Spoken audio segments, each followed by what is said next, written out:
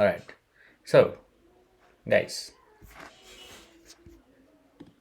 I know this is so funny, but let it be. I know. Okay, so how Ambani is so rich? So this is a spy case of average rate of change. look, look at my creativity. So, we know the idea of average rate of change. होइन in calculus in the chapter limits and कन्टिन्युटीमा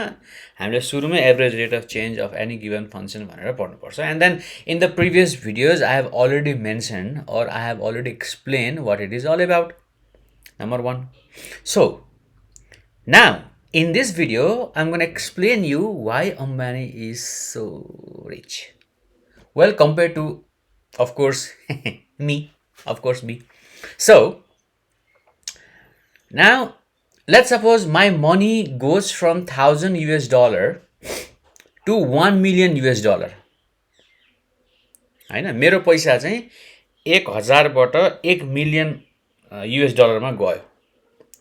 in infinite years of course in infinite years मेरो थोड़ी $1 million भन्नेवाला छ भाइ $1 million अगर म के यहाँ दुनियाँ जिउन anyways but to put the things in context or in perspective let us assume that my money goes from $1,000 to $1 million let's say in 80 years so therefore the rate of change is given as the change in money which is 1 million minus 1000 which I have done here divided by 80 number of years होइन because at the very beginning which is 0 years केही थियो त्यस पछाडि 80 years पुग्यो so the change in years is 80 that's why I divided it by 80 and the answer that I got is 1,24,087 oh कति हो or $12,487.5 per year so 12,000 लगभग साढे 12,000 को दरले चाहिँ एक वर्षमा मेरो पैसा राइज हुने भयो 80 वर्षमा त्यसरी राइज भयो भने बल्ल बल्ल मेरो 1000 को 1 मिलियन पुग्ने भयो हेर्नुस् रेट अफ चेन्ज त्यस्तो भयो now we will talk about our dear Mr. Ambani त्यही पैसा यदि फर एक्जाम्पल अम्बानीको पनि यदि $1000 बाट 1 मिलियन US अफ कोर्स त्यसको त 80 वर्ष त लाग्दैन भाइ हैन अज्युम गरौँ कि एकै दिन पुग्यो अरे हैन सो एकै दिन पुग्यो अरे भनिसकेपछि now let's change that year that time scale which is in day 1 day to year so that would be first मा मैले लेखेको छु 1/365 year हुने भयो हैन am I making sense 1/365 year भयो and the rate of change is the change in money divided by time भनेको 1/365 because I have changed that into year day मा थियो नि त किनभने मैले पहिला चाहिँ आफ्नो चाहिँ इयरमा गरेको छु यसको डे मा गर्न मिल्दैन I have to consider both the problem in terms of the same time scaling so that would be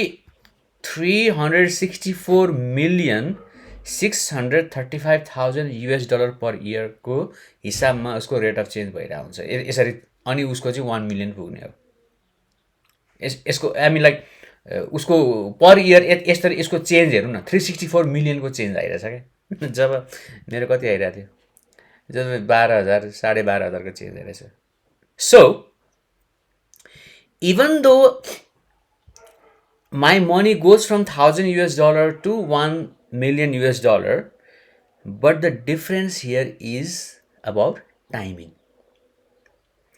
and that's why the timing or the interval right or the interval is so crucial in understanding the rate of change भनेको जस्तै let's suppose this is a graph हैन this is a graph हाम्रो एउटा point यहाँ छ A मा छ अर्को पोइन्ट B मा छ है हैन and then जुन यो डिस्टेन्स छ नि यो ग्याप छ नि this is gap जुन हामी यसलाई x1 भनौं फर एक्जाम्पल यसलाई x2 भनौं हैन जुन हामी fx2 minus fx1 divided by x2 minus x1 गर्छौं यो term this term plays a great role के है because this is the difference of the interval हैन। यो इन्टरभल जति सानो हुन्छ हाम्रो रेट अफ चेन्ज त्यति हाई हुँदै जान्छ for the given same value of fx2 and fx1. So that is the idea when compared to me versus Ambani, हैन. Now Ambani त अफकोर्स इम्प्रेस हुने भइगयो, बट यदि मैले फर इक्जाम्पल यो इन्टरभललाई अझ अझ घटाएँ हैन, if I make that interval much closer to 0 भने के हुन्छ, उसको रेट अफ चेन्ज अझै बढ्दै बढ्दै जान्छ of course for the same given numerator value. Let's say in 0.5 seconds अघि चाहिँ मैले 1 डे लिएको थिएँ. अब 1000 US डलरबाट 1 मिलियन US डलर पुग्नको लागि उसलाई जम्मा 0.5 सेकेन्ड मात्रै लाग्छ अरे. भने त अब 0.5 सेकेन्डलाई इयर्समा लाँदाखेरि around 1.585 times 10 to the power negative 8 years हुने भयो. And then to calculate the rate of change, we simply divide the same difference of money value divided by the time. So we will get something like 6.303 times 10 to the power 13 US dollar per year. Oh my God. See, what I'm trying to say is basically the rate of change is AROC, which is del y over del x. That is your change in y,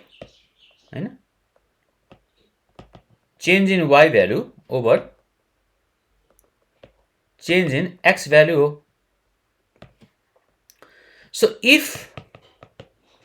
del y is constant, हामीलाई change गर्दैनौँ र del x लाई घटाउँदै घटाउँदै लाने हो भने भनेको make it smaller भने के हुन्छ त, of course AROC is much higher. Average rate of change is much more higher if we decrease the value of del x, and del x is nothing but x2 minus x1. So if we decrease the distance between x2 and x1, or in other words, if we decrease the interval, we will get much higher value of average rate of change. Right? So in this way we understand this lady. Okay.